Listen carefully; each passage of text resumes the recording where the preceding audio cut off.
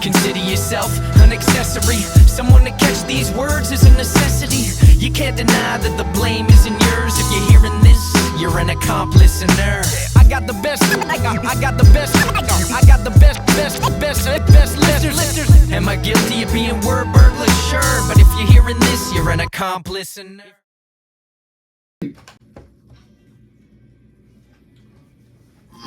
Do.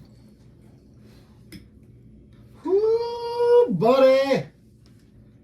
Welcome. Ooh, doggies. Ooh, doggies. It's that time. Keeping up with the Cardassians. Welcome to our podcast. Welcome. Yeah. Have a seat. Have a seat. Sit down. Sit down next to us. Join us for a chitty chat. Yeah. Yeah. It's going to be fun. We need to talk. But welcome to Keeping Up with the Cardassians. We are a podcast that loves to talk about the world. No, we love to talk about pop culture.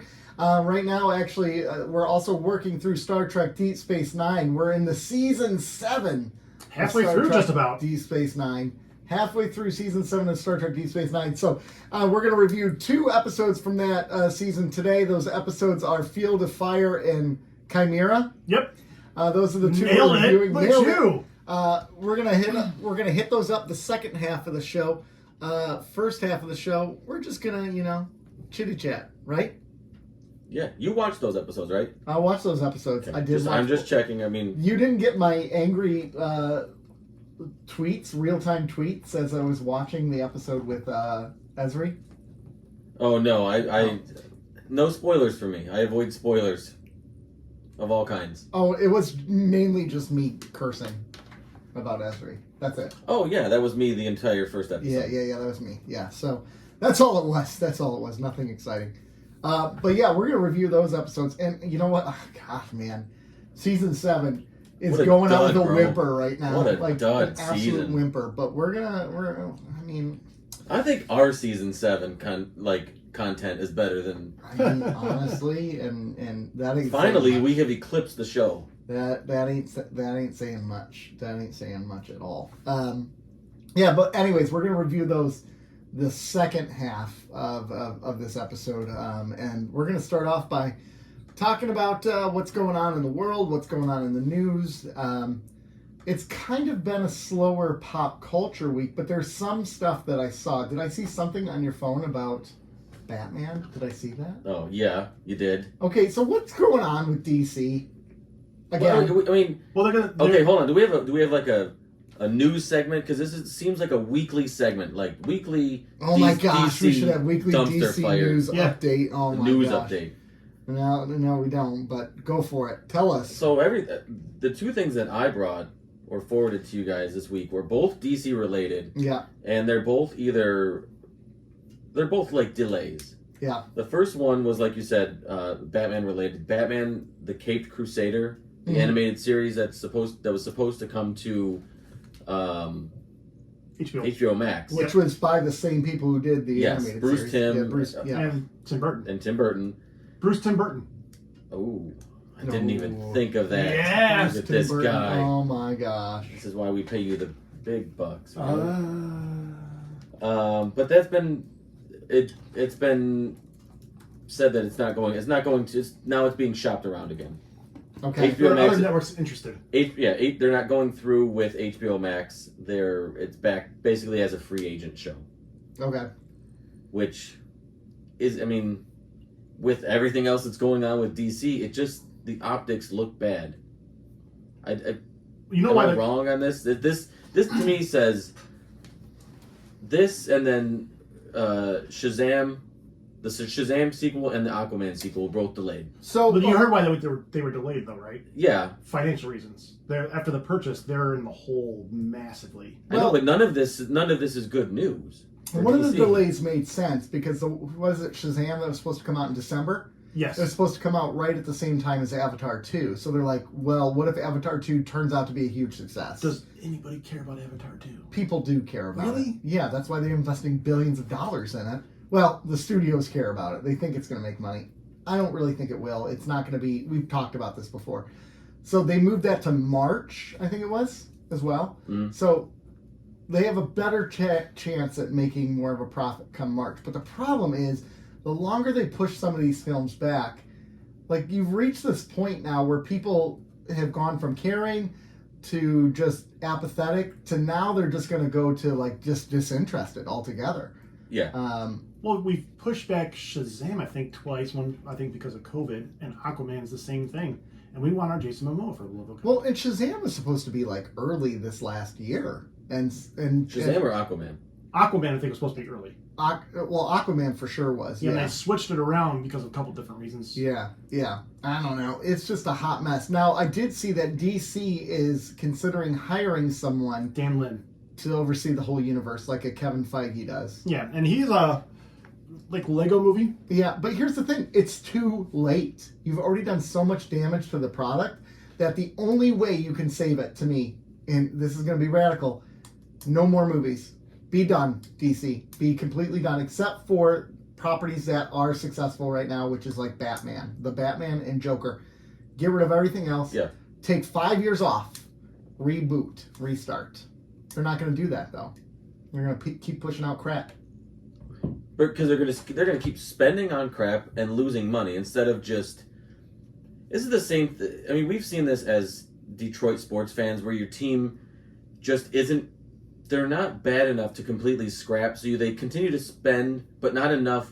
They're not worth spending a lot of money on. It's like the Tigers. Right. Yeah, so you get into this middle meddling ground where you don't completely scrap everything and just build from the bottom up again. Right. And you're not good enough to spend real money to continue winning. Mm-hmm. So you're just stuck in this limbo, this dead area, and that's where DC is right now. They don't purgatory. have purgatory. They don't have the balls to completely unplug and just scrap it and say, you know what, what we've tried, none of it has worked. Right. So what can we do? What has worked and what hasn't? And obviously the column of what hasn't is going to be significantly bigger. But the things that have worked are the Batman, Joker. Wonder Woman has. Wonder Woman has. Yeah. And actually Shazam and Aquaman have. The first movie made a fair amount of money. So Aquaman made a lot of money, actually. They have things to build on. It did. They just they're in such scramble mode right now that nothing is working. Right.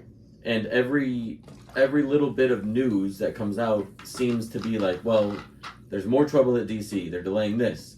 That now, the Batman animated series, gets pulled from HBO Max and doesn't have a home. They're talking about Cartoon Network, but it technically doesn't have a place. Right. And I think that would be wild. That will be wildly successful if it makes its appearance on any streaming service. It will be wildly successful. Right. Did you see that? I totally lost my train of thought. It's gone. Well, while you think about it, Frick! Because in the meantime, they are doing some things right. Like DC did just sign a big deal with Matt Reeves. That's what I was going to A say. huge deal. A multi-year first look deal with the studio, and it signals Batman 2 as well. So he's basically joining the studio to make all these Batman movies. It's kind of like how Christopher Nolan was for a while. Yep, exactly. And they're going to focus on that and then the Penguin as well. I would watch a Penguin series. I would the too. Penguin. Yeah, me too. I think the universe that they set up, not even a universe, but whatever the universe that the Batman took place in, I'm interested in. Especially what's going on in Gotham in that film. Right. I'm very interested in the dynamics of. They gave the character of Gotham a good representation. Yes, they did. And they gave each villain enough context where you were like, okay, I'm invested in the backstory of this character. Yeah, I mean, you think about Penguin, right? He didn't have much screen time, 15 minutes tops. But he nailed it. But it was enough where you wanted to see a ton more, right? Yeah, I mean, they gave the character enough depth with that short amount of screen time where you're like, I could be invested in a limited run series on this character, the Riddler too, or if they did anything with Arkham. I mean, there's a lot of things that they kill for an Arkham series based off the video games. I would kill for an Arkham series based off of the Batman. Yeah.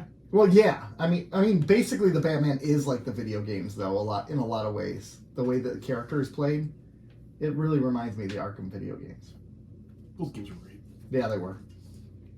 But I mean, that's to me, that's where the future of DC should be. Until they build up enough good credit with fans again, where they can maybe take some risks, and they have to hit on them. Yeah. That's the thing, is they've taken risks, but they haven't hit on them. Yeah. And when you continually swing and miss, it gets old with fans real quick. And then, all the news comes out about, delays and personal issues and casting issues and all this stuff. Right. It's like one thing after another, and it seems lately it's been like a few months of like week after week there's something new happening. Yeah, new thing hitting them on the target. Right. And yeah, they're constantly getting shot in the foot, and sometimes it's not even their fault. But you still, do see the two letters DC. I know. And you're like, well, what did they do again? Yeah. And it's, Now, here's the question. Is it really that DC has had that bad of luck? Or is it possible that Marvel had that same amount of bad luck, but they have better publicists and better people in charge to help cover it or spin it How to bad? benefit them? what was the bad luck? What were the things that happened to Marvel? This is my point. Maybe we don't know because Marvel's done such a... I've heard stories about how terrible Marvel treats their VFX people. Like, absolutely terrible. Like Shows what, yells, them like yells at them? Or No, like, underpays them, gives them unreasonable time frames. Well, to me that's not newsworthy. I'm sorry. That's working in the business. I mean...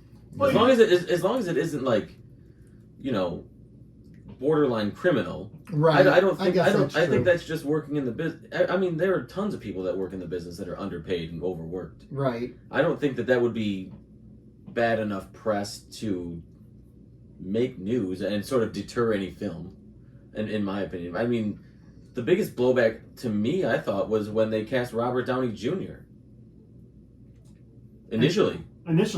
I mean, Yeah, people I don't know that. not I don't. happy. Yeah, I don't know that there was blowback about it, but I think there were people that were very skeptical at them giving him the chance that they did with, basically. I think the same thing was the whole Marvel franchise was like almost on his shoulders. Right. Wasn't there a bunch of crap when Chris Evans got cast as Captain America because he was Johnny? He was in the Fantastic Four. Like Johnny Blaze played Captain America.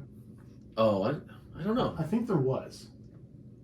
Okay. But he pulled it off, obviously. Yeah. But again, now I feel like we're grasping at straws. It's like, okay, well, he played another character, so he can't play this character. We're not talking Ezra Miller type stuff. No. Right. These are like, okay, what can we think of? So either Marvel hid a whole bunch of stuff that nobody ever found out, which is highly unlikely in this day and age, or DC is just having an epic run of bad luck. Yes and no. I mean, it's so interesting because we're talking about all this bad news, but there is some good stuff that's happening. For instance, Ezra Miller is finally seeking help. They sat down and they met with the studio, so they're getting help.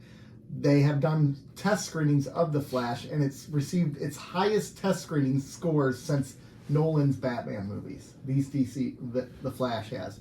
So they have good stuff working for them. Allegedly, yeah. So then they better not just release it. Don't mess with it. Don't bag that thing. Don't. Yeah. I mean. Well, and they have The Flash scheduled for June 23rd, which nears. Is it this year? Really? 2023. So next year. You know when the original Batman came out? June 23rd of 1989. So it's. How do you feel about that, Joe? I think it's. They're different years, so I think I'm. Yeah. So I mean, I think there are some things going for them. I don't know. Anyways, that's our normal DC update, right? Yep. That's like every episode for the last. The more you know. 10 episodes. Yeah, I know. You gotta come up with a ticker for that. I don't know, man. Forget Toy Time with Joe. DC Time with. But in Star Trek news, Star Trek 4 lost their director Matt Shackman. Yep. Because he went to Fantastic Four instead, which I would do the same. Like if I had a choice between. Of course. First of all, Star Trek 4 hasn't finished their script yet. They haven't signed the actors yet. They said they were going to start filming in late 2022, and they haven't even signed on the actors. So yeah, I jump ship. in a heartbeat. Well, just for exposure, you would jump ship. Yeah. Yeah. Well, Matt Shackman is a good actor, or a good director. Oh, yeah. Good director as well, so. Well, yeah, he's done some good stuff, so naturally you would leave. Yeah. And Star Trek Las Vegas is the big convention's going on right now, too. I don't think any news has come out of it, though. Oh. Yeah, I haven't heard anything. I think they save all that for, like, Star Trek Day or Paramount Day or whatever the hell it is. Why did we go to Star Trek Las Vegas? We need to start doing that kind of stuff. Yeah. I don't know. There's a lot of the Star Trek podcasts down there. Yeah. I mean, You look at there's not the most We're really- important ones. What are we doing here? We're right We've here. been very busy lately. We have. I'm taking drugs live on air, by the way. All right, go for it. Yeah. What other big breaking news this week? So this is kind of a little bit older, but I just listened to it this week. Yeah. And you guys are gonna roll your eyes, but deal with it. I would listen to Like the Fuse podcast. It's a podcast about like the Mission Impossible movies and Top Gun and all You that like stuff. Mission Hashtag eye roll. But they talked, excuse me, Mr. Chris McQuarrie on it, and Oh yes. and they were talking to him, and he surprised him by bringing Tom Cruise on the podcast, which was pretty cool. But the point of it all is to listen to McQuarrie and Tom Cruise talk about their film process. Mm-hmm. I was totally captivated to figure out how they think about things and how they think about the audience when they're making a movie, and how they'll rewrite a script and how they this is a better angle. The process, like when we talked to Ron Moore when he was talking about writing movies, Yeah. it was like that. Yeah. And I was just sucked in, going, "This is fantastic." What is it called again? Like the Fuse. It was their Like 200. the Fuse. Their 200, and so he brought in people from Top Gun because Yes. Mr. Query did the script, cleaned up the script for that. Yep. And so they talked about in depth about the bar scene in Top Gun Maverick. Mm-hmm. Okay. And how they just changed 3 little things that made that bar scene The initial so much bar better. scene where he's in there, where With the Maverick's piano? in there, Yeah, and and he's- the new blood comes in. Yep. So they talk about that in great depth, how they just changed a music beat and they changed an angle, and it just changed the entire scene and just made it so much better. And just how I just appreciated the behind the scenes knowledge and insight. I'm a big fan of like behind the scenes and like really in depth shop talk Yeah. when it comes to something that I'm invested in. Yeah. Especially, I think you would love that part of that show, especially. I'm gonna go ahead and take a listen to that. But they brought in like the actors from Top Gun called in out of the blue. One of them's in Mission Impossible, the next one coming out. And so they started talking to these guys, and it was just it was a fun interview. But when they surprised these cats with Tom Cruise and they started going into the process, man, it was fascinating. So what I'm hearing is that Tom Hanks is going to be on this podcast eventually, We got to work on Henry Cavill too. You promised, and Jason Momoa. You promised these listeners Henry Cavill. I did. I did. am We nothing. never promised Jason Momoa or Tom Hanks. No, you have promised Henry Cavill. I have, and I will follow through, or I will quit this show. Mr. Cavill, we know you're listening. Yeah. Oh gosh. Nick wants to build a computer with you. I do. Oh yeah, I mean he's in. He's I do like to build computers. If any of you want a computer built, see me. Gavin wants a gaming computer soon. Ooh. Nerd alert. Talk to me. Nerd. 'Cause Show meeting. I was gonna say he might want one now because him and Eli have been playing, and Eli's been playing from the PC now for Minecraft and all that, and he's been talking to Gavin about it. Yep. They share a birthday month, so. There you go. There you go. There you go. There's also. I'm just over here. I'm glad I took drugs. By the way. Oh, so I'm just over I here. have a story actually. This is funny. So I was listening to Spotify the other day. Go and on. I had one of those experiences where I put on a channel, and it plays like-minded artists, right? Or like-minded artists, and I'm grooving and I'm getting into it. I'm getting super into it, and wouldn't you know, I heard a song, and all of a sudden I liked it. I didn't know what it was. You might know what it was. It was Dave Matthews Band. Yeah, but it actually was a new song. What song? They just released it.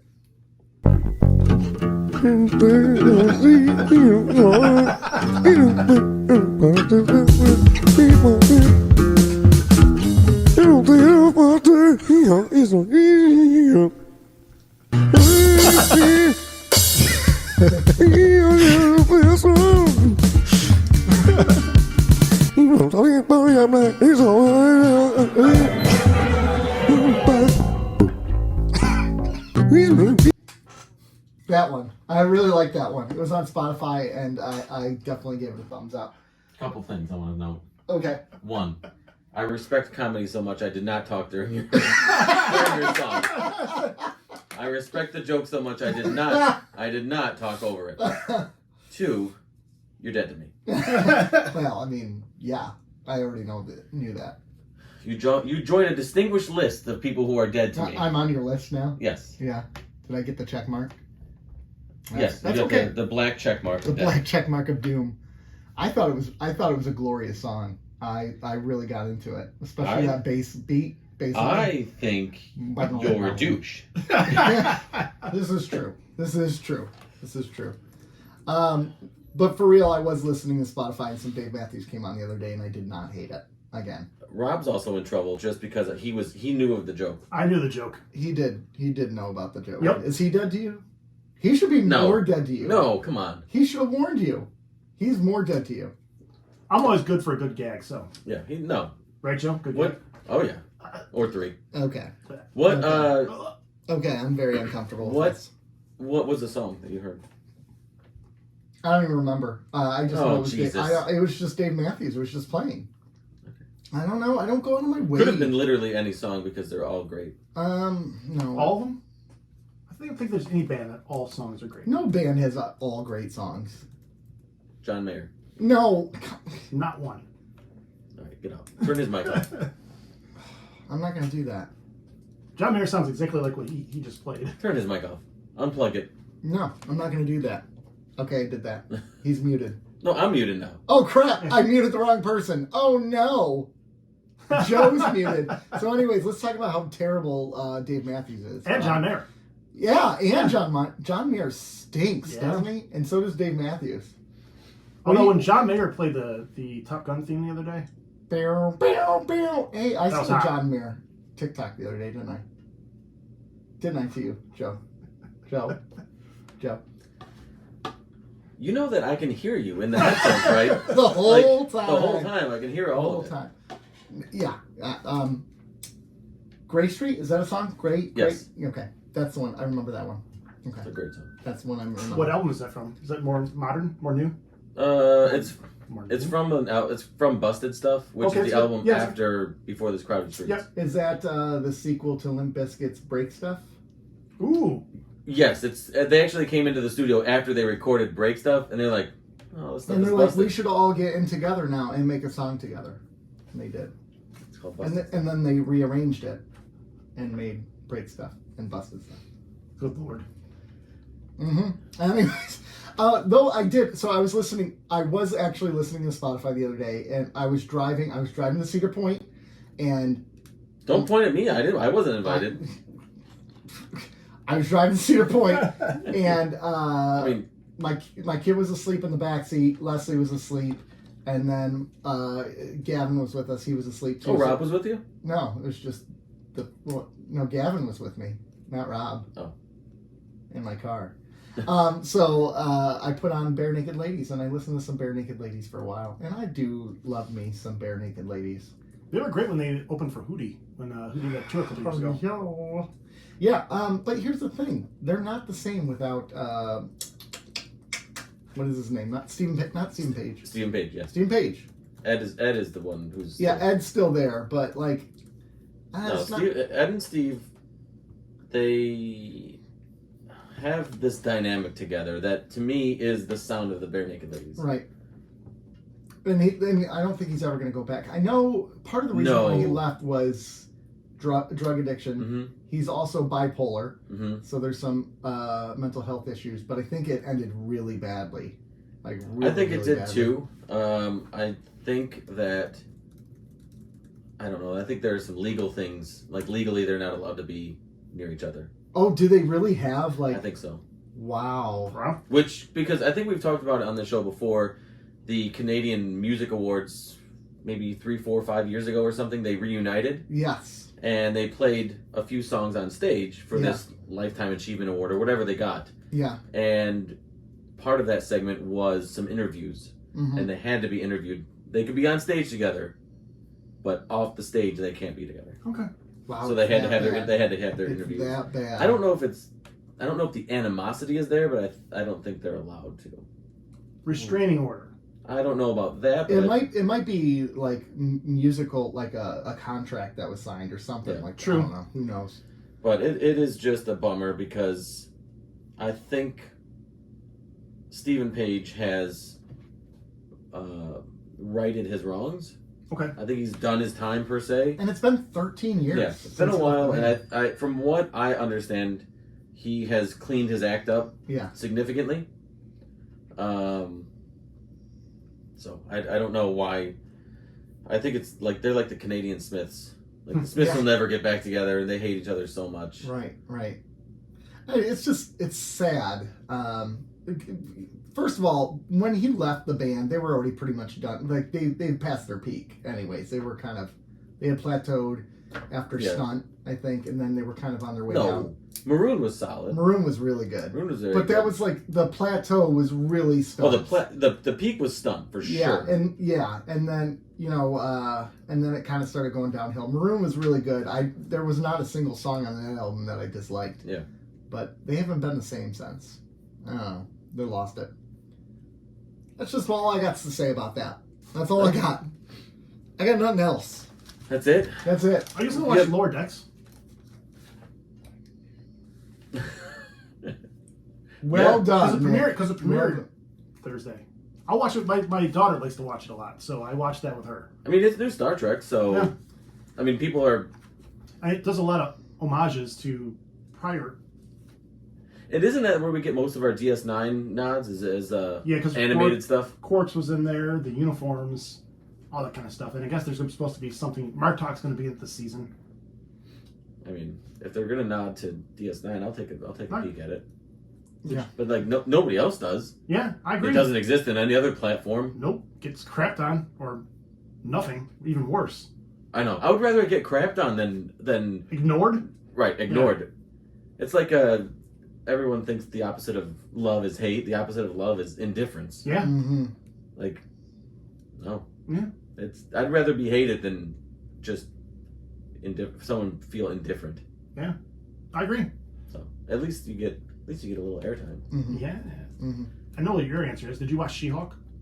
I did, and it was lame. Oh, go figure. No, it wasn't lame. It was super corny. Super corny. And it was meant to be corny. It was sitcom-y. It was sitcom-y. They ruined Hulk has been ruined in Marvel. Hulk has been trashed. Destroyed. Like, he was supposed to be a serious character. They made him a joke of a character. Yeah, just like Thor. I don't understand it. I don't get it. I will say the second episode is better than the first. Okay, I'll watch it. You know what's funny is... Not much better. If DC wasn't crapping the bed so badly, do you think Marvel would take a bit more of heat for what they're doing? Yeah. Yeah. Like what they're doing with the characters that they've established and how lackluster this next run of content has been. Well, I'm really surprised. The loyalists for Marvel people aren't like, what the hell are you doing? Like She-Hulk has always been a little bit. They're too busy laughing at DC. In the comic book, She-Hulk's always been a little bit more of a fun, I guess you could say. But what they've done to Thor, and what they've done to Hulk, and it's just come on, guys, it's terrible.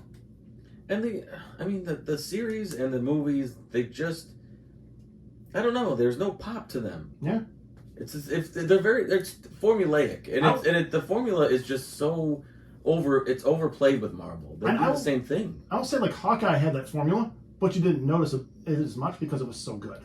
I agree. Yeah. Hawkeye was very good. Loki and WandaVision were different, but I don't know if WandaVision is well received. Yeah. Loki was pretty well received as well. I liked WandaVision because it tried something new. I liked Loki because it tried something new. Hawkeye was kind of the same old, but I really loved Hawkeye still. They did a really good job with it. I don't know. I don't even want to talk about Marvel. I'm gonna be honest with you. I said last week I'm just kind of burnt out on it, man. I don't want to talk about it. Are you going to give only Murderers in the Building a chance? I don't want to talk about it. Okay, fair enough. But sooner or later I will. I really will. I find that I'm so far behind on streaming anything right now. Half-an-hour episodes, 10 episodes a season. I know. So I've heard. It's an enjoyable show. I know. Cast is great. I've heard. There's too much everything. There's too much. It actually crapped yourself. The top 10 streaming shows, busting out actually getting Netflix taking over all 10. Really? Yeah. Yeah. Usually Netflix has all 10 spots, but they actually cracked the top 10. Well, that's pretty cool. So now they only have 9 of the top 10. For now until next week. Wow. Yeah. Well, let's do a quick commercial break, and then come. Or do you have? Okay, let's do a quick commercial break. Let's have an outro play us out before we go to commercial break. The Dave Matthews Band. All right. Are you sure this isn't John Mayer? Ladies and gentlemen, we'll be right back after this quick commercial break. And we're played back in by Dave Matthews. Thank you, Dave. Thank you for playing us back in. We appreciate it. Welcome back, everyone. I think I'm going to get murdered. Is that accurate, Joe? Oh, he's glaring at me. Yeah. Ooh, those eyes are kind of lustful, though. Perfect. I'm very confused. I think it's lustful. I don't think it's murderous. It could be a little bit. I vote lustful. It's probably the Benadryl, honestly. You know what we haven't done in a long... Okay. Drugs? Toy time. Toy time. I missed that. Do you want an update on why or no? I just haven't had time. I haven't had any time. That's okay. I had to move. I've moved. Yes. I have had to recalibrate my finances. Yes. And I've been incredibly busy in my personal life over the summer. Yeah. So I haven't really had time to spend toy shopping, which, if you know me at all, bums me out. Yeah. So there's some things on the horizon. Yeah. Okay. We'll get back to toy time. I've been toy shopping. Well, and we're working on some theme songs. And by we, I mean I. And by I mean we're all going to do it. Okay. Let's just say I'm learning how to use auto-tune on GarageBand. And it's going to be great. Excellent. It'll be something. It will be a thing. Yeah. What that thing is, you'll have to tune in to hear or see. Yeah. Or both. Or both. It'll be something. It'll be something. I'm just saying, if there was any time to join our Patreon, it would be now.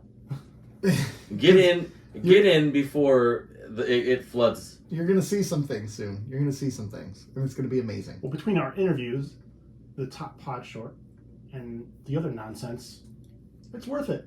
And then the upcoming nonsense. And There's plenty of nonsense upcoming. We just name our channel, our Patreon nonsense. I mean, I feel like our Patreon is decent value. What a ringing endorsement. Decent value. Do you not agree? No, I think it's a good value. I mean, there are some of our episodes are short. Our shortest ones are like 25, 15, 20 minutes. Yeah. And as you know, that's hard for us. And then some of our other, we have multiple episodes that are well over an hour. Yes. Yeah. Of additional content that you're not going to get on the regular show. No. Yeah. No. Exactly. No. Yeah. And you get all of that immediately. Yeah. Plus the nonsense that is going to be abound in the near future. Yeah. Exactly. So, anyways, with all that said, I don't know. Patreon. Be ready for Patreon. $2, $5, $10 tier. Sign up. Make it happen, Captain. It'll be great. So, Field of Fire. Let's get into we're going right to Star Trek? Oh, are we? Let's do some You got anything, Joe? No. God, no. Yeah, today's a lighter news day. That's okay. It we is. have some Star Trek to focus on today. That's okay. Yep. Field of Fire. We got a Ezri Dax episode. They introduced a new DS9 crew What? member, Hector Ilario. Oh, I wonder if he's going to stay around for long. No, dead. Turns out he was murdered by a bullet at close range. Oh, no. Oh, it looks like we have a serial killer on the station. No, what's going to happen? You know what's great? Ezri Dax, one of her previous hosts was a serial killer. Sounds like you're mocking. She should merge with that person and have conversations about how to stop a serial killer. His name's Duran. But wait. Does Ezri want to kill too? Because at some point she almost kills someone that Duran convinces her was the killer, but it wasn't. So anyways, basically Ezri has to get in the mind of a killer. She brings back Duran, who teaches her to think like a killer. Turns out it was a Vulcan who had lost a large part of his crew to the Dominion, and he was traumatized, so he was killing anyone who was happy. The end. The end. The amount of contempt. I know, man. Yeah. Not subtle at all. No, not very subtle. Hey, here's the... I got multiple. If this is Jadzia in this episode, I don't mind it. Oh, if that, well, It's more believable because she would have been better as an actress. Yeah. Yeah. If it was Jadzia, we were invested in that character. We liked that character. We were. And if it was Jadzia, when she tried to stab somebody with a butter knife, it would have been a lot more believable.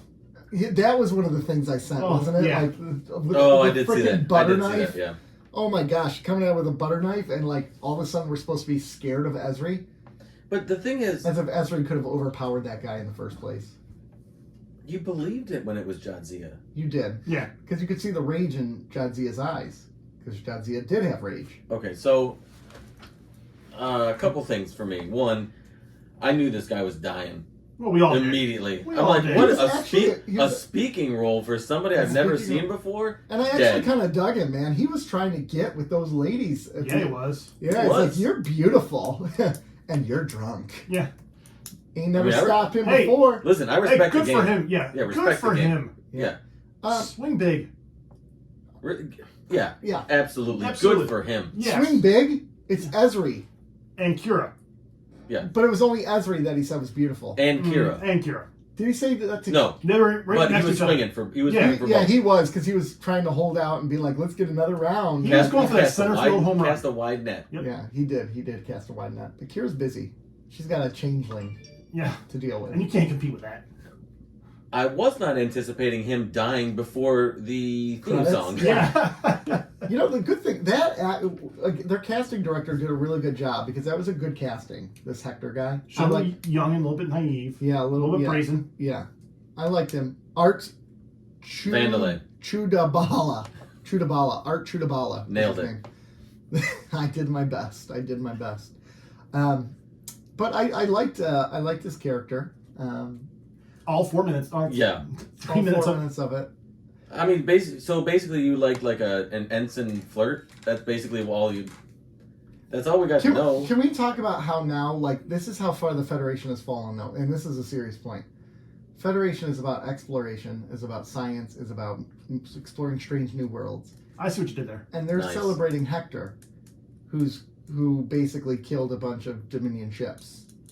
And they're like, look at this helmsman. He helped us pilot so we could kill a bunch of people. Yay, let's drink to all the death that he caused.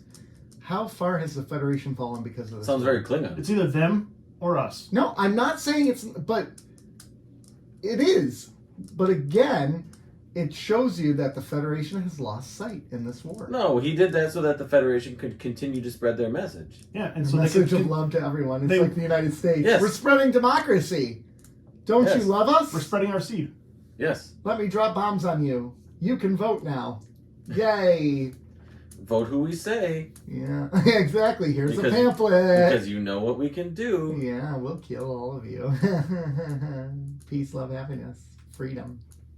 Yay. Do America. you want some French fries? Freedom fries, you mean? Freedom fries. Apple Come pie. on.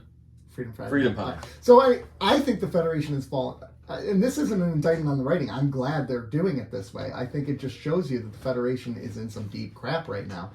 And this is the timeline that I would like them to explore more after Deep Space Nine, because how does the Federation recover after basically 7 years of war, where they had to get pretty dirty? Well, in Insurrection, it was Insurrection where they talked about Briefly, yes. trying to get to the Sona, and they never would have negotiated with them before the Dominion and the Borg attacks. Right, exactly. So they kind of touched on it a little bit, but after this, it would have been nice to have a show in this century after this kind of deal with the aftermath. Right. I would like that. I would have watched that. Me That would too. have been nice. But Instead I we don't had know how Voyager. they felt about Deep Space Nine. Yeah, they hated it. Yeah. Hated Hated it. it. it. So then we get We gotta Voyager. get that on there. Yeah, we should get that one on Yes, we should. there. Ooh, gosh.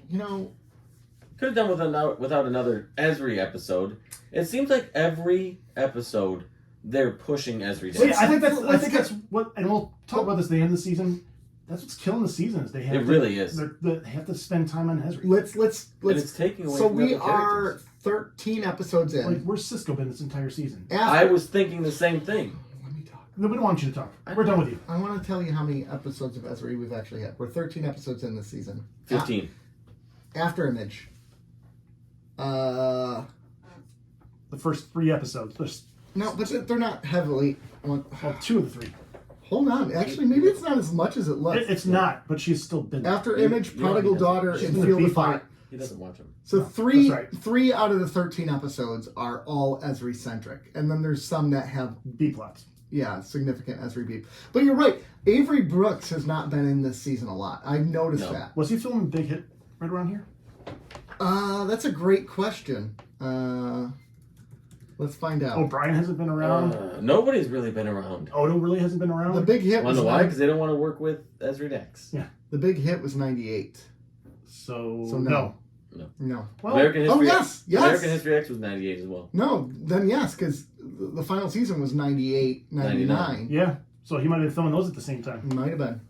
Okay. And obviously they're just pacing because the pacing for the second half of the season where they kind of gear into a different gear. Yeah. But good lord, enough of that, Ezri. It wasn't I even agree. necessary, Yeah. No. and it just wasn't necessary. They could have had a B character, another person on the station. You could have had revolved things around like you did with Vic and Nog and all these other cats. Yeah. It's too much of her. That's the problem. It's too much. And the thing blow is, 2 full episodes at least on her with three. this one. Three now. plus B stories. Yeah. And this is the best of the 3. Oh, by far. in my opinion. Oh, by far. This would be so much of a better Jadzia episode because you were more with the character. So when Jadzia almost kills this guy, you go, oh my gosh, she probably could have almost She killed has that tendency. because she could have done that. I never Ezri, once it's not believed believable. it. No, It never. wasn't, Not once. and that's a good thing to say. It wasn't believable at all. And in those scenes with him, Joran talking to her while she's holding the rifle, looking intimidating. She's not intimidating looking. No, Jadzia, she's not. I thought the terrifying. I thought the Duran guy did a good Or job. Duran. Yeah, I thought he did a great job of acting there. Yeah. But as far as her, where she's about to pull the trigger, come on, man. Yeah. No one believed that for a second. No, and because she's never produced that type of character before. Because she's Now- only been in 13 episodes. Right. No.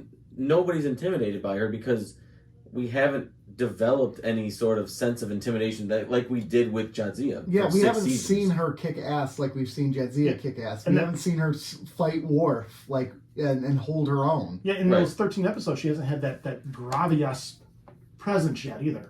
Yeah. And I mean, it is what it is. But and Nicole DeBoer, like, she isn't an intimidating figure. No. No. Like her size and stature and her look is very cutesy, and that doesn't lead to a believable warrior necessarily, or somebody who you could see acting out the things that they put on her plate in this episode. Yeah, exactly. Yeah. I don't know. Man, it's heartbreaking, really. But No passing notes in class. no passing. Rob just Read it passed for me the a note class. that said Excuse we me, have can a phone message. And Mr. Reed, can I have that? We do. Sorry. Read it for the class. Sorry about that awkward moment, the awkward delay in game. Okay.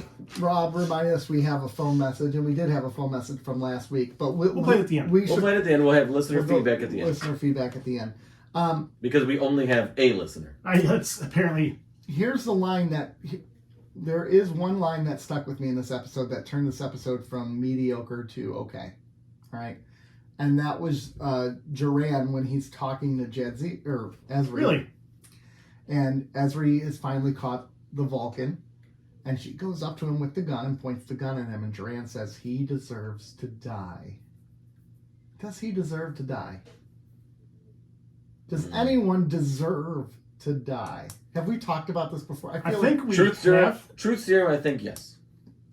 True serum, yes. I mean, come on. Really? I mean, you don't think? I know that we've talked about this. That nobody is beyond. Nobody is beyond repair, right? Redemption. Redemption. Yeah. But You you're still have to telling answer for the- you're telling me that the sickest of the sick in this world, deserves to die. yes, because you know that all they're going to do Bring back that. is bring more pain and suffering and death and whatever it is to their victims or to the population at large. So if we go into this specific scenario, can this Vulcan be rehabilitated? Yes. Yes. I think so. So I don't think he deserves to die. I don't think he deserves to die, but are there people in the world that maybe we're better off without? I think so. I think Joe's right. Okay, let's look at it this way, because you're looking at the person who commits the crime, right? But I'm also looking at the crime itself. Yeah, yes. And I'm looking at the victims. But I want to swap to the other side. You are the person who has to take the life of that person, or you're the persons, like in a prison system, right? Doesn't that take a little bit of your soul away when you kill someone? It doesn't matter what they've done. I got a solution for you.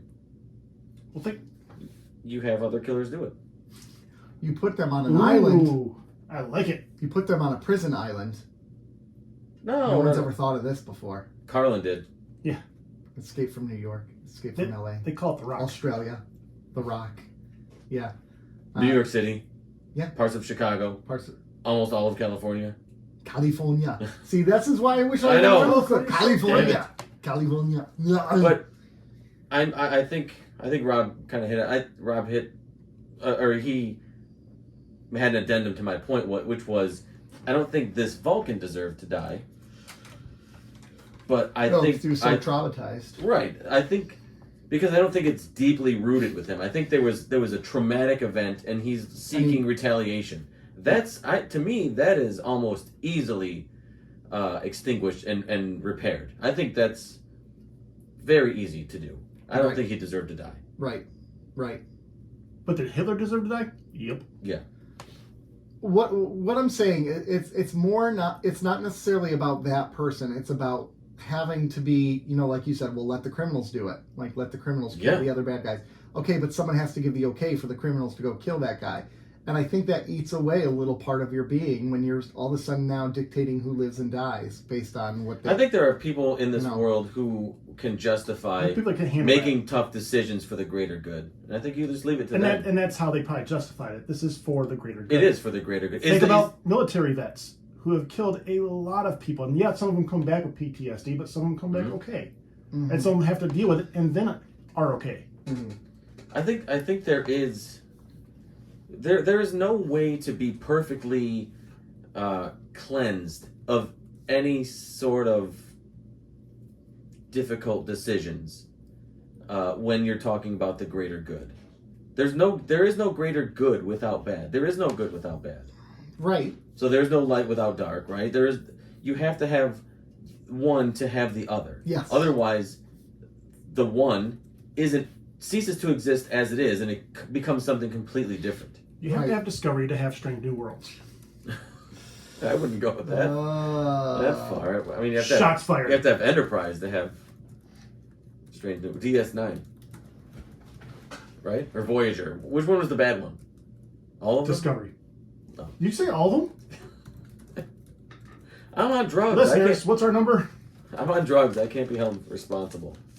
But I think, the greater good comes at a cost. And sometimes that cost is making decisions that maybe you don't want to make. And you have to have people who are willing to make those decisions. Yeah, I guess so. I don't know. When you start valuing one life over another as a society, I think that's a slippery slope. It is a slippery slope, but you can't honestly sit here and tell me that if I give you I can give you two examples of lives, and you tell me that they're... Which ones we're saving? The I won't Nobel Peace Prize winner. I won't even name them. I'll give you attributes, what they've done, and you tell me which life is more valuable. Right. And there's no way that you're going to tell me that they have equal value.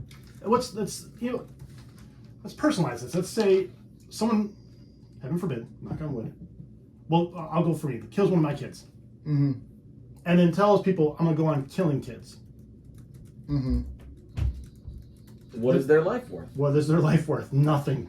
They should be eliminated. Can they be rehabilitated, though? No, this guy is steadfast. They can say that. That doesn't mean you can't fix... Like, if you can lock them away and start the work of rehabilitating, not locked away like our prison system now, because that doesn't do anything. I really do think the people are wired. There are some people. Point. Some people. There might be some that can be rehabilitated, but if this cat's like, I'm gonna go on killing kids because they're noisy. Well, it's kind of like the Man of Steel argument with Zod, right? Yeah. Where he snaps Zod's neck, right? Yeah. I'm gonna keep doing this, and you're gonna have to stop me sooner or later. And Zod was steadfast in his ways. And he's like, you have to kill me because I'm not gonna stop. Yeah. But it was also hardwired in the Zod too. He was Right. genetically engineered to be what he was. So. To save Krypton. So in his mind, he was righteous. Right. But really, the greater good was this guy. Krypton had its chance. Right. To quote the movie. Mm-hmm. So I gotta watch that movie now. Have we changed your mind, Nick? Such a good movie. The soundtrack's no. The score was lights up. But this is why I'm not No, is why I'm not a political leader or a politician or anything like that, because I understand that my way does not really translate to the real world. I get that. I totally get it. Admire your optimism, but some people can't be fixed. I'm not saying if like you kill somebody, you're automatically done. Not at all.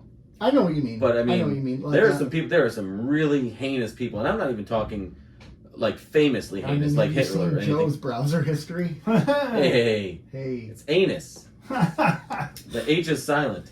But I'm not even talking about like Hitler or anything. I'm talking about like just your common, people who watch anything that has to do with kids. Yeah. Trafficking. Yeah, trafficking like that.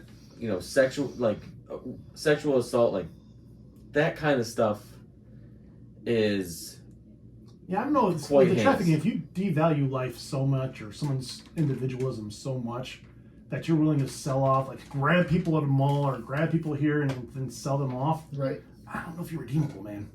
Yeah. I don't know, because you got that deep brain if you're okay with doing that. Yeah. I think here's the ultimate key.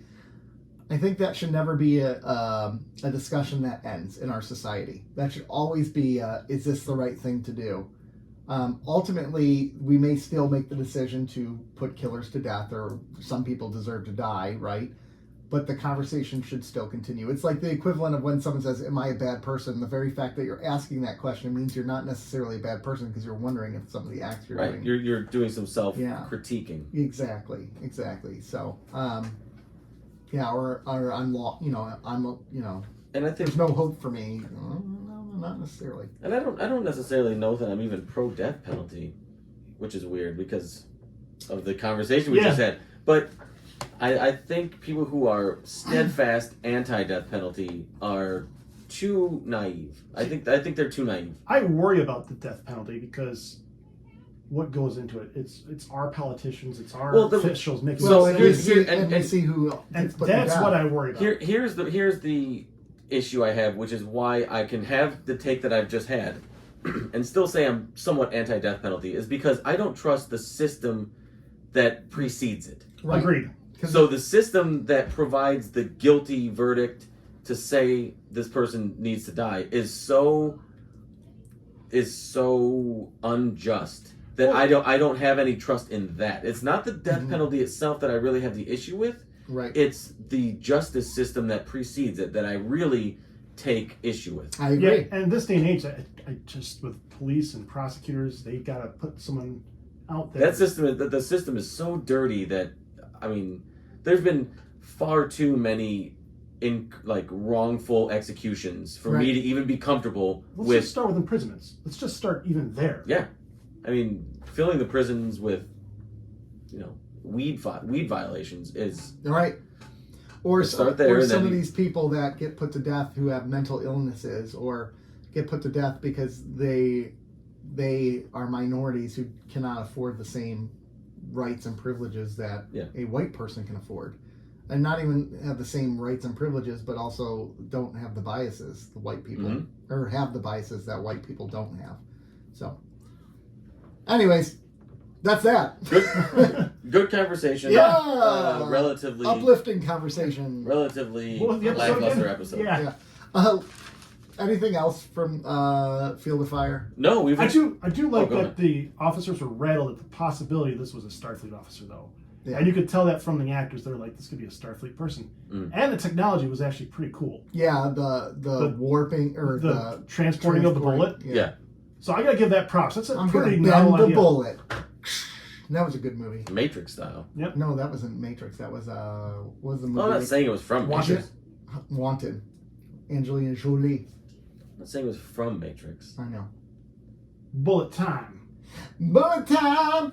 But so I like that they knew it was, they couldn't deny it was a Starfleet officer, and they were all a little red. Yeah. Yeah, it was. Agree. Cool story. Hard agree. All right, Cool ladies story, and bro. gentlemen, we should take another quick commercial break. We're sellouts. We'll be right. Selling out. We'll be right back, and we're going to review To erectile dysfunction. We'll be right back. We'll be right back. All right, ladies and gentlemen, we are back. I did not have Dave. You don't have please. the balls to do it a fourth time, you bastard. There we go. There's some Dave Matthews playing us in. So That's going to be our intro music next week. It's our outro. That's our outro. Chimera. Chimera. I know. Chimera. Nailed it. I said Chimera earlier. I just said Chimera for funsies. Chimera. Okay. Odo finds another changeling. Oh, who's never been around another changeling. His name is Las. Las is significantly older than old Odo and hates all solids. He thinks they all suck. And Odo's like, no, they're all right. And Las is like, no, they suck. Join with me. We'll go through the universe and we'll find the other changelings and we'll create our own continuum, which was slightly tempting for Odo. But then Kira steps in and is like, bro, you gonna leave me? And he's like, maybe I need to be with my people. Well, Las ends up murdering a Cleon, gets put in jail. Kira feels so bad for Odo and wants Odo to be happy, so she frees Las and tells Odo, go Odo, go be with Las, start a new link. Odo doesn't go, he goes to see Las and he says, I'm not joining you. And Las ignores him and walks away from him. And Odo comes back to Kira and they make love. Change the style. Episode ends. Oh, yeah. Okay, so there's some good stuff in this episode. Yeah. This episode. You guys know that General Motok played. Yes. Las, okay. And they were originally going to have Jeffrey Combs play him, but they were worried that too many people would recognize Jeffrey Combs. You gotta keep that going, man. They gotta keep that going. Yeah. Man. So they had him play Las. Las was a really interesting character because you understood where he was coming from. And I thought there was a lot in this episode that mirrored a lot of our political and social climate today, for sure. Joe, did you have something you wanted to say right now? Though you look like you're really I'm ready to roll. No. I'm okay. looking up something to back up some points I'm going to make later. But I mean, I don't have anything. I like this episode. It's not great. Know. It's not great, but there's some good lines in here that really sort of stuck out to me and sort of hit me in a somewhat personal way. Okay, all right. Well, wow, Nick stuttering through the whole episode. So hold on, 3, 2, 1, and go again. What I was going to say is it's very interesting the conversations that were happening between Odo and Sisko and about this mistrust that was brewing there, where Odo's realizing that there's always been a layer of mistrust that's there, which is there though? Like with Sisko? I think there always is, though, because this is a case of Sisko never being able to fully understand what it means to be Odo. Sure. And Odo never fully understanding what it means to be Sisko, right? There's always going to be a mistrust there. And I think the equivalent of that is within the United States between the white population and the black population. White population will never understand what it means to be like a black person. You'll never understand the type of racism that they face, the bigotry, the hatred. Will never truly get that. And because of that, there will always be a mistrust, probably, with the black population towards white people and the intentions of white people, which makes sense with what our country has gone through. I think that's a fair comparison. And I wish, I can't really speak too much on this. I'm not a person of color. I wish we could have a person of color on the air for this episode. This would have been a good one to have a conversation with someone with a person of color on that.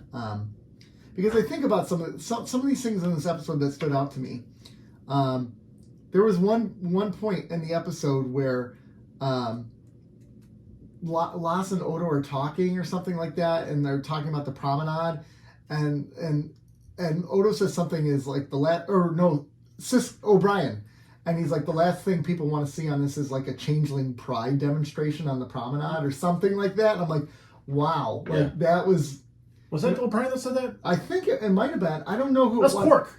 It was Quark. It was Quark. It was Quark. You're lucky because I was going to say if it was O'Brien, that tracks hard. O'Brien did but it was say Quark trying to say... when they were going at each other? Yep. Yeah. And Quark is sitting here saying, yeah, they're wrong. I'm not trying to tell you they're right. I'm trying to tell you why they think the way they do, which is a really important note to make that Quark keeps making. And Oda's like, no, you're siding with them. And Quark's like, no, I'm not. Yeah. But it's interesting because this mirrors our world today, right? It's like the BLM demonstrations that happen. It inflames like a lot of white people. And they don't want to see that because it makes them angry and it makes them more distrustful. But like, that's not the issue. The issue isn't the marching. The issue wouldn't be a changeling pride demonstration on the promenade. The issue is their own inherent biases, the solids or white people, that really causes the greater issue. Does that make sense? That makes sense. Yeah. Am I tracking? Yeah. You're making sense. I'm picking up what you're putting down. Yeah.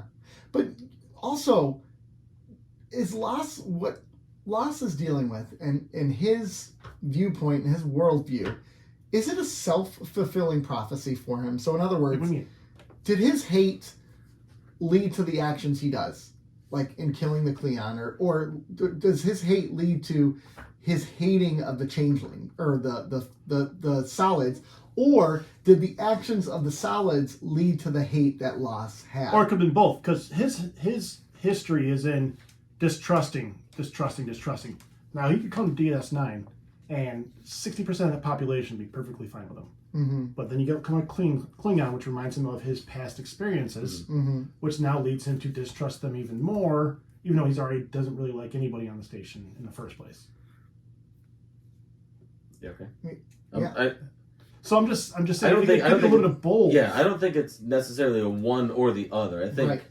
I think both or all. I think you made 3 points. I think all three are necessarily true to a certain degree. Yeah. I also liked this, going with that, where it's not so much one person to blame or the other. That was kind of played up a little bit with the confrontation with the Cleons on the promenade as well. Because there's that shared bigotry that they both have towards another. The Cleons right away, they're like, don't you change in our presence, and we don't trust you. You're one of the founders, blah, blah, blah. They're a stupid biped. They're saying all these bigoted and racial things towards him. But Loss looks at them immediately, and he's like, dude, you're solids. You guys all suck. You can't trust you guys at all. And he almost, like, that confrontation, Loss really did initiate it in a lot of ways. Well, you got two bigoted people, but so did the going at each other. Yeah, and then that's what it is, because Loz does have a bigotry towards solids, whether learned right or not. Yeah, and definitely the Klingons do, because Klingons hate everybody pretty much. But I think, to me, the responsibility is in the eye of the one who wields the most power. So in this situation, the responsibility falls on Loss, because again, they can't kill him with a knife. Right. They tried. And he knew that, and he still goes and kills the Cleon anyways. And again, I think this mirrors our society where, we can sit there and say, well, people make the comments, well, black people are racist towards white. Well, white people wield the most power. So it's white people's responsibility to fix this crap that they've created. It doesn't fall on people of color and black people to fix the mess we've made. It falls on white people. And a different level with that, when you go through CPL training, you're not. So if you feel threatened, you're not supposed to pull your weapon. It's if you feel life threatened where you're allowed to pull that weapon. So if a guy comes at you, a lot of people don't make that distinction though. I get that, but when you're trained to use that weapon, you're trained not to use that weapon. You're also trained to drive with 2 hands on the wheel, to not eat food while you're driving. You're trained to do a lot of things that people do. Not text while you drive. And when you're in a But what you can do while you drive is listen to Keeping Up with the Cardassians. And if you're trained, that's a great show I heard. if you're trained to not pull out your weapon until you're threatened, Your life all is right, threatened. but we're not training you to eliminate your racial biases. So That's true. if I I feel know it's a different threatened by, comparison. if I'm a racist white man and I get into a confrontation with another white man, I might not pull out my gun. Right. But the second it's a black man, I'm That's going to pull out my gun. that's the difficulty of training that way, is because you're training based on something that is subjective. Right. Mm-hmm. Someone feeling their life is threatened is completely subjective. That's true. So what the threshold I have of what I feel like my life is in danger is completely different than Nick's or yours Or Laz or anybody else. So that's in your example of a CPL, that's the difficult part, is it is subjective. And when someone says, I felt like my life was threatened, you can't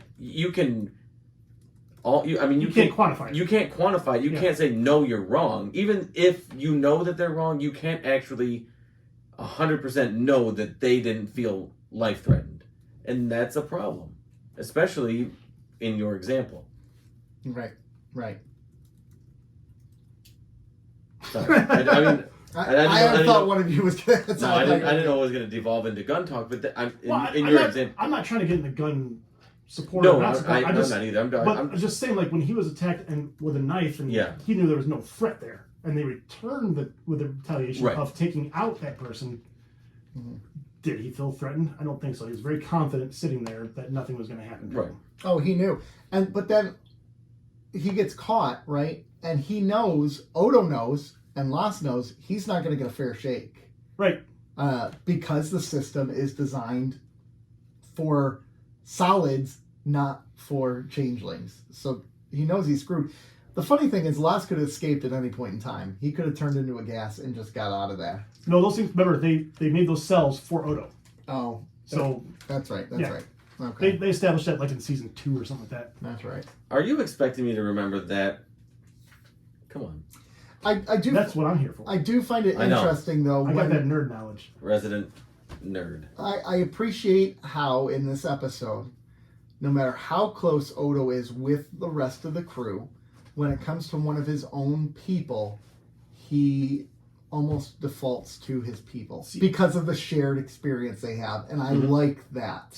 I think that this episode proves he's not that close to these people, these solids. He's close to Kira, and that's it. I think, and there's some truth to that. Yeah, that's more where my commentary was on this episode was the love between the two of them, the relationship between the two of them. Because in the past he's shown indifference towards Cisco and the rest, and this episode kind of brought it all back. Where it did prove that in order of operations, it is Kira, changelings, everything else. Oh, absolutely. Mm-hmm. Because we've seen him act on his desire to link. Yeah. And that was before his relationship with Kira had really, for pun intended, solidified. But I do think it's interesting that, I mean, he admitted that if it wasn't for Kira, he'd be a founder. Yeah, yeah. Well, he didn't even realize it. Well, yeah, no. Even though he disagrees with what they're doing. I think he didn't. He realized it. He never shared it because it was when Laz. And then he said that he said, I've linked with you. I know what's deep inside your mind. Oh, see, I was thinking that was more Laz like pulling something out of Odo's subconscious that Odo didn't even realize. That's I think when he told him, it didn't seem to surprise him. Well, no, he seemed almost like you caught me. Like that busted. Was like busted. Mm-hmm. Mm-hmm. But like the relationship with Kira, like a couple things that struck me were like a couple questions. Not questions, but like things that struck me. I guess was the idea of being in love with somebody, despite knowing that they can't provide you with something that you value so much. So to Odo, it was she can't link with him, right?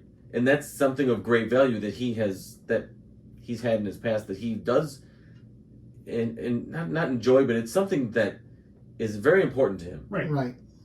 And he's with he wants to be with somebody for a very long time, potentially forever, that can't do that. Yeah. Is that, for lack of a better term, a deal breaker? I don't know. I think it depends on the individual because, Jesus, I think it depends. Like some people want to have kids, some people don't. Some people want to have kids, but they're cool not having kids. But okay, so then let's try this. You're with somebody who you love, like love of your life type of love. You talking about you? Yes. Okay. Yeah. So love of your life type of love. Yes. Right. And you want kids. You really want kids with that person. Mm-hmm. But they can't have kids. Not that they don't want to have kids. They can't have kids. How do you handle that situation? I think it would have to be can't and don't want kids too, because you could always adopt, right? Yeah, you could. Yeah, but like I get where you're going. How do you?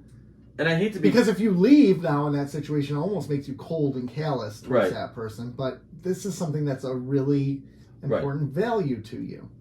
I actually think a lot about my wife and I have had this conversation about maybe different religious beliefs, someone like a person who's Christian and Jewish who get married, like that can work for them, but then it becomes complicated when they have children. Or let's say you're Christian and atheist. It works for you then, but once you have children, it complicates matters. So you really have to decide if it's worth it or not, because it's going to make things really tricky later on in life. I think it all depends how devout of a Christian or a Jewish person you are, or how devout Republican or Democrat you are, or how devout that's another good modern example is political affiliation. Yeah, because that's tough. Today, I don't think you can be... That equally yoked thing is huge. Mm-hmm. It is. Yeah. It is. I mean, it was just a question that I was asking myself. Like, could you... I don't know. If everything else is there. Everything else is there. Everything else is there. If kids debate, no problem. But I think... some people would consider you a bad person for walking away from that situation. I don't know if I can, because if that's something that you deeply and truly care about and want, that person would understand. That person that you deeply love and deeply loves you, they would understand that, okay, I get this. I know we can't have kids. I understand that. Mm-hmm. I know I don't want to have kids. I will never want to have kids. It's like Robin and Ted in How I Met Your Mother, right? Robin always is like, no, I can't give this to you. And Ted insisted that it was going to happen. And because of that, that ended up in heartbreak for Ted, because he kept trying to change her. But if neither one is trying to change one another, I think they can both walk away and it would be okay. But it would be hurtful and hard. Yeah. Very much like what we're dealing with here with Odo and Kira, right? You know, Kira's trying to say, you go to your people. He doesn't want to. Yeah, he doesn't. He wants to be with her. So this episode made me realize how much I miss Odo. Yeah. Yeah, we haven't seen much of him. No. Contemplative Odo. Yes. We get mostly Detective Odo. We've gotten the goofy Odo this season. The happy Odo. The happy. Yeah, we get the miserable Odo again, and I'm down for that. Where he can act. He can show his acting chops because he's really good at it. He's a really good actor. Yeah. I cut you off. I'm sorry. No, you're good. So the other one was, could you let that person go? Like, if you were Kira, could you let Odo go? If it meant he was truly happy, I think so. I think there'd be something still with you, and I think there'd be regret. But I do think, I guess because there's never officially closure, right? Yeah. You're saying you don't believe in closure at all? I believe in closure, but I think in this situation there wouldn't really be like if he left, there's not really closure there. He's gone to be with his people. And I think that'd be hard for her because that's basically him admitting, I'm choosing this over you. You don't see that as closure? No. If you give him the choice and he just disappears? No, I think I kind of side with Nick there a little bit because you go do what you need to do, and then he just leaves. I think there needs to be like a final conversation where they said, this is what's going to happen, no ifs, ands, or buts, blah, blah, blah, hash it all out, and then boom, gone. See you. Now, I do think Kira automatically pushing him out right then and there was a little rushed. Yeah. It felt a little neutral to me. Are you saying women are emotional? No, I'm not saying that at all. I'm saying that it seemed like it went to that extreme fast. Yeah. You know, what's so interesting about it is that they're really really shipping Odo and Kira hardcore, right? And this happened at the end of last season, right? Towards the end of last season. Towards the end of last season. And because of how Deep Space Nine has played out all of its plots and really does the long game, this feels very forced with how deeply in love they are right now and how she's willing to forsake everything, like get herself in trouble, really.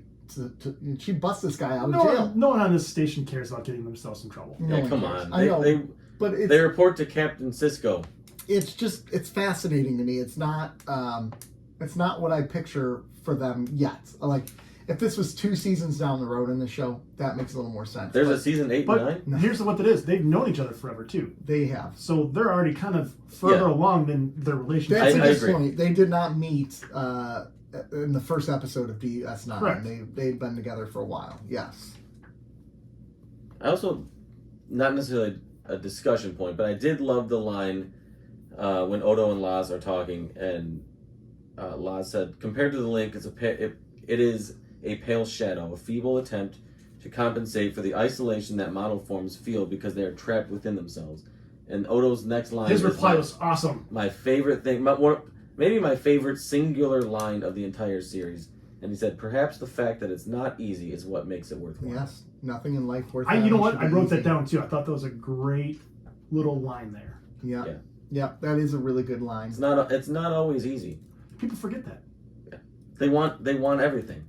They want to check every box in relationships, and they forget that you can't check every box. I don't think there's a single relationship where there isn't something that is maybe lacking. And maybe it's something very minor, and maybe it's something very major. But every relationship has it. Every relationship has difficulties that they need to get past. But if you find value in that relationship, you will find a way to either make that work or get past that or come to some sort of understood resolution if you find value in the relationship, which I feel like Odo and Kira do. Right. They have mutual value and mutual respect for one another, and which is why Kira was willing to let go of Odo, and which is why Odo was willing to take the risk of leaving to fill in that unknown piece of him. Right. And then once he had that information, he's like, this isn't. He went to get closure on the other side, actually. Yes, he did. Because he knew. He didn't leave because of the reason Kira thought he left. He left because he was seeking closure on his own end, which would strengthen his relationship with Kira. Right. That's all I got to say about that. What he said. Anyways, there's a lot of really good stuff in this episode to talk about, and I realize I say "anyways" a lot on this podcast. It is better to have loved and lost than to never have loved again. Loved at all. At all. Again. Whatever. Freudian slip. Hmm. Whatever.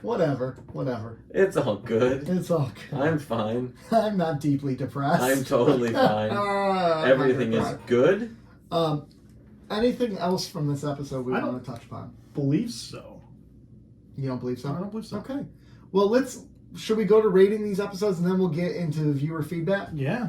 Okay. So, let's start with Field of Fire. I fell down into the burning field of fire. Nice, guys. 5.5. 4. Oh, come on. It was the best Ezri episode. Yeah, which is why I gave it a 4. I'm with 4.5. 4. Rob went 4.5. If you didn't hear him, because they heard me. God damn it! They don't hear you because you're not in your mic. Well, I could hear me on the freaking earphones. Well, ladies. Try it. This is a Wendy's. I really enjoyed our discussion, which is why it's a 5.5. I really enjoyed our conversation about that one too. I didn't enjoy talking to you guys at all. Well, you were in on the Dave Matthews joke, so I don't even want to hear it from you. Chimera. Might have been my idea. What was your idea? No one knows because you weren't in your microphone. Sorry, I gotta type this crap. Why are you still talking and not in your microphone? I'm Are you trying to make our viewers upset? trying to make you upset. 7.0. And here's Joe keeping us on track. 6. Nick Hates Love. Breaking news. Probably do 6 too. Yeah. Breaking news. Nick hates fun and And love. love. What is Nick going to hate next week? Tune in to Keeping Up with Nick just Cardassians. hates. Yeah. When I see Nick, I think of Hate. I'm full of hate. There's so much hate in my blood. You ever been invited to the Haters Ball? The haters ball? No, I haven't. You ever seen that skit I from have on Chappelle's Chappelle's show? show, yes. Oh my gosh. That's good. I hate you. it. I hate you. I don't even know you, and I hate you. So anyways, last week, as you recall, we had a conversation where we ranted about, we ranted about the state of film. We ranted about the state of movie theaters. We ranted about all that stuff. Marvel as usual. And as you know, we have a phone number that you can call in. 734-494-0980. 0980. There you go. And we did have a viewer voicemail last week. I'm going to just play a little bit of this voicemail because this voicemail is 2 minutes long. No, play the whole thing. Here's the thing. I've never heard this. Okay. All right. I have folks, not heard this. Here you go. Our second-time caller. I'd like to make a point about Bullet Train. And a few episodes ago, you explained how the Gen X and elder millennials of the group enjoyed Bullet Train, and yet the Gen Y son of one of the hosts did not enjoy Bullet Train as much. And you made a great point as to why, meaning, remakes and reboots and familiar material is what's popular now. But I'd like to make another point that was not brought up. I believe it's because of Brad Pitt. Brad Pitt is a Gen X actor. Gen Y is not familiar with Brad Pitt. Pause The this. same way. If I pause Oh, no, it, no, it never mind, completely never mind. stops. Gen Z? I'll make notes. Gen Z, whatever. These young kids, the 15-year-olds, they don't understand who Brad Pitt is and what Brad Pitt brings to the table, because every single Brad Pitt movie that us elder millennials and Gen Xers look back upon fondly and remember him from were all made before they were born. They were all pretty much made before 2005. We're talking like Interview with a Vampire and Fight Club and the Guy Ritchie movies and Mr. and Mrs. Smith and Legends of the Fall and things like this. They were all made before these Gen Zers were even born. Hate. So many of our 13, 14, 15-year-old children, they don't even know who he is, and his type of acting and his type of comedy isn't familiar. Mm-hmm. I think if they would have put somebody in like Kevin Hart or The Rock or Ryan Reynolds even, like maybe it would have landed more with Joe's I would have hated it. But being as it wasn't someone they were familiar with in that sort of role, that might be why it did not land with them. Just a thought. Keep up the great work, guys. Great work. What show is she listening to? Oh my Obviously God. not this one. Yeah. A couple things. I love that we have feedback. Yes. I love that we have was listener gonna say, feedback. Someone actually called and Let's gave not, us feedback. let's not alienate our listener by ripping her, Joe. Well, first of all, I'm going to. 734-494-0980. We appreciate your feedback. Yes. Can we get some more? Yeah. And we will play it on air, and then we will shred you to pieces. Joe will. So Joe, what are your? I absolutely love the point about. I think the history of Brad Pitt. I think Caller Crystal made a good point on that it is a Gen X star, but to say that younger generations have no idea who Brad Pitt is I think a gross misrepresentation. I don't think the point was that, or maybe it's misspoken where there's no one knows who he is. They don't know him as well. I know they don't. They don't have the context of his previous work. Right. They didn't grow up watching it. I get that. And movie theaters now, for movie theater movies, I think you kind of need that now, don't you? Yeah. But so what about movies from like the 90s that we grew up watching with actors like De Niro, Nicholson. Well, but these are actors from previous generations that made it in the next generation and got stuck with us. But here's the thing: we were all shown those movies too. Like we all grew up with De Niro because we were shown. Well, then it's not. Then it has nothing to do. If that's going to be your point, then it has nothing to do with the actor. It has everything to do with Devil's Advocate guy.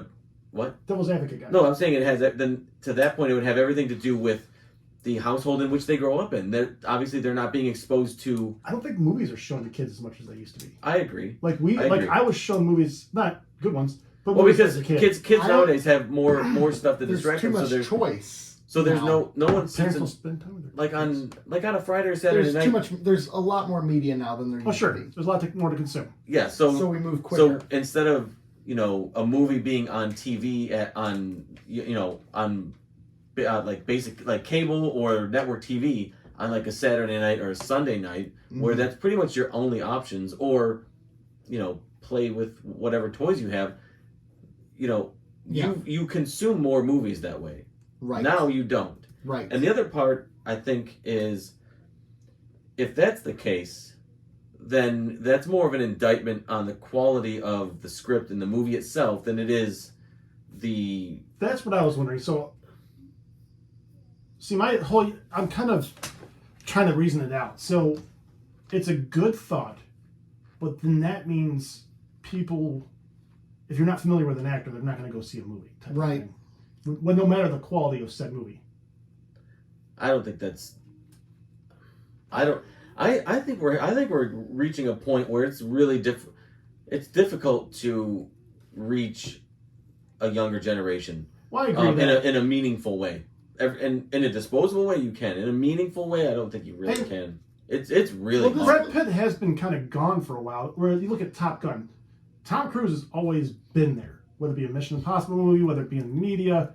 So that makes that movie maybe more, just Devil's Advocate, more accessible because you know who Tom Cruise is because he's always there. To her point, Brad Pitt really hasn't been around lately. Top Gun 2 wasn't successful because it reached young generations. Top Gun 2 was successful because it played off the nostalgia from the 80s and drew in those crowds. And it's reached multiple generations. It has, but it's not like it... My son wants to see it. He hates movies. I get you, but my son loved it. My son loved it. Who hated Bullet Train. My son loved it hated too, Bullet Train. but the younger generations aren't flocking to Top Gun 2 because Tom Cruise is in it. No, I agree with that. The young generations aren't flocking to see a Tom Cruise or but does it make it more movie. accessible? Because they recognize this actor. It makes it an easier in route for the parent to say, okay, this is... I guess it could, for this is Tom Cruise. You've seen him in other movies. Well, I'll give you an example. The whole reason I started watching... one of the reasons I started watching Only Murders in the Building. Yeah, I was like, Martin? It's quirky. It looks fun. But it also had Steve Martin, Martin Short, Selena Gomez. I'm like, that's a good cast. Yeah. So that kind of pushed me over the edge. But the thing, so if I was just thinking about HBO as an entity. Okay, HBO when we were growing up was obviously not streamed, right? Yeah. And so you would turn it on, and there would just be movies playing. Yeah, all day long. And they would get like premieres, not premieres, but like they would get newer movies to come, and it would be a big deal. This newer movie is going to be on HBO for the first time before it hit VHS. Right. Yeah, before it hit VHS. So, but other than that, you would get random movies, and they would be random. It would be Maniac Cop. Yeah. Yeah. Or yeah. A random movie from the 80s, and then maybe something from a couple years ago, like in the mid 90s, and then you get stuff all in between, stuff that was popular, stuff that wasn't. So I saw the Lethal Weapons. And the younger generation at the time they had the choice not to watch it, but if they were going to choose to watch HBO, they were getting whatever HBO gave them. Yeah. Right. So you get exposed to these random actors and actresses that you don't now. You're getting fed. Okay, who's the popular actor? Now you get fed that person for a while. Right. Now there's move on. Yep, there's a hot actress. Now we're gonna feed you her for a while. They're more manipulated into like their opinions are easily they're more malleable than they were before. Yeah, Whereas, I get that. Yeah. So I think there are some things I'd not take issue, but I would probably disagree with Caller Crystal about a little bit. Mm-hmm. But as a whole, I think Listener Crystal. Caller Crystal. Both. Well, Call her, Crystal. I don't even know her. that was certainly a riveting conversation. It was. Why do you sound mocking? I don't know. I just have that tone today, apparently. I mean, fine. Yeah. I don't know. No, that was a good conversation, though, and I'm glad Crystal called in. So thank you, Crystal. Make sure you call in again sometime soon. Or don't. Or don't. 734-494-09. So, gentlemen, where can you find us? At that phone number. At that phone number, and only that phone number. Yes. Where else can you find us? In this room. Yeah. We'll give you our address. Come on. At Cardassians Pod on Twitter. Yes. You can also find us on Instagram at keeping_up_Cardassians. YouTube. Nailed it. YouTube. Yes. Our views are doing some wild things over there. Yeah, they are. So you can YouTube follow does us what on it any of wants. those places. We love you all. We hope you enjoyed us this week. This was Nick. This is Dave.